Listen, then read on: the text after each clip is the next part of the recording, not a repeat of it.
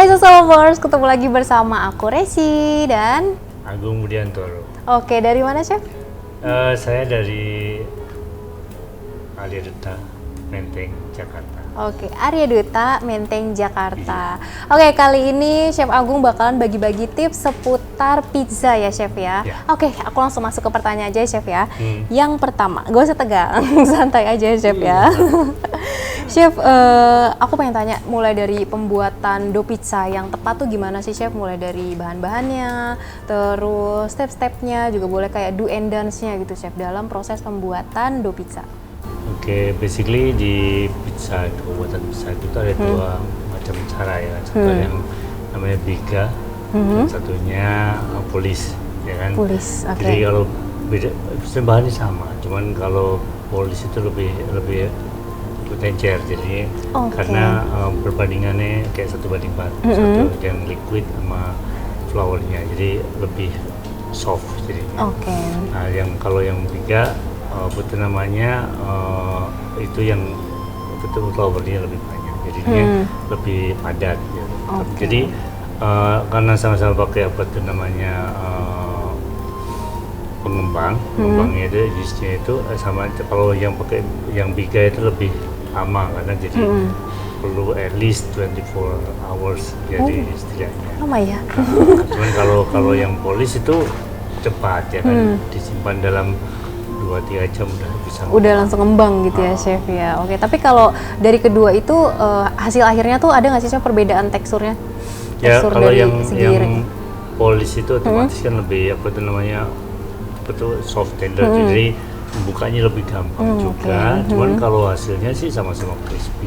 Oh, hasilnya sama-sama crispy. Kalau udah dibakar sama-sama crispy. Sama-sama crispy. Oke, kita next ke pertanyaan kedua ya Chef ya.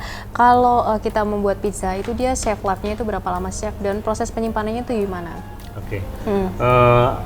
Ini juga ada beberapa macam cara menyimpannya kan. Oke. Kalau menyimpan, kalau ada yang di frozenin juga bisa, lebih awet kalau kita Iya, mau. benar. Gitu. Tapi biasanya itu kita pre-bake dulu. Kalau yang di frozen di pre-bake dulu, udah dibuka, di bake jadi setengah mateng, itu didinginkan, bisa di frozen, bisa. Oke. Kalau di frozen nggak bisa sebulanan, nggak apa-apa Oh, ya. lama ya Chef ya. Iya, cuman kalau yang normal kita disimpan di chiller aja karena buat pemakaian untuk bikin 1-3 days ya. Lebih dari itu biasanya udah stale, nggak enak. Oke, berarti kalau misalnya tadi di oven setengah matang dulu, terus didinginkan bisa disimpan di freezer itu bertahan 1 bulan ya Chef ya? Ya, bisa. Oke, kalau di chiller Asal di cuman freezer ya, iya kalau di asal di chiller freezer. cuman- Suhunya juga harus stabil ya Chef ya? Iya. Oke, kalau di chiller freezer kan chiller itu harusnya suhunya 5 derajat ke bawah, ya kan? Kalau yang freezer itu di atas -12 lah ya. Oke, kita pertanyaan berikutnya. Nah, kalau misalnya bikin pizza itu kan dia di oven ya Chef ya. Kalau misalnya kita udah ngebet banget nih pengen bikin pizza, tapi ternyata di rumah nggak punya oven. Kalau misalnya manggang pakai teflon itu sebenarnya bisa nggak sih Chef?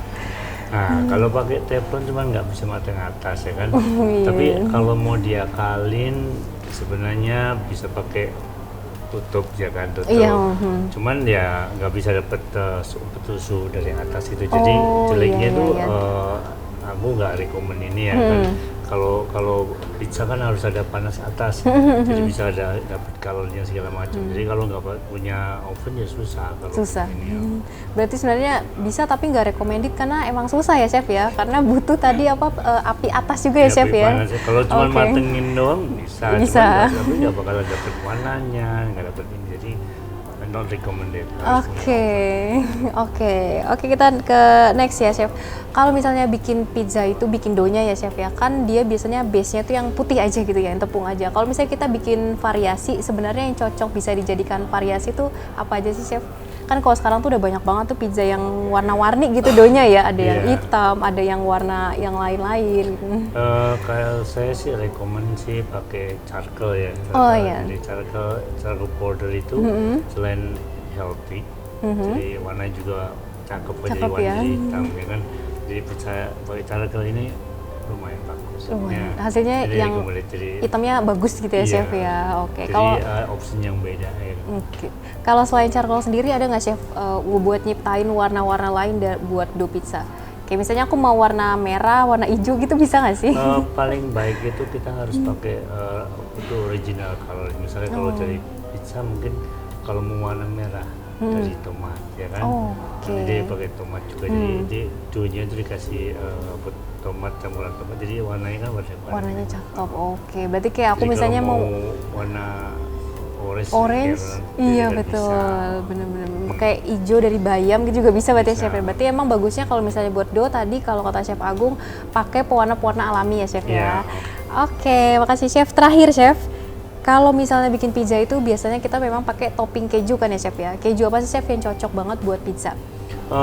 Keju tuh bisa macam banyak sekali. Jadi pernah pakai blue cheese juga suka. Jadi tergantung selera ya kan. Jadi ada blue cheese, ada brie cheese ya kan.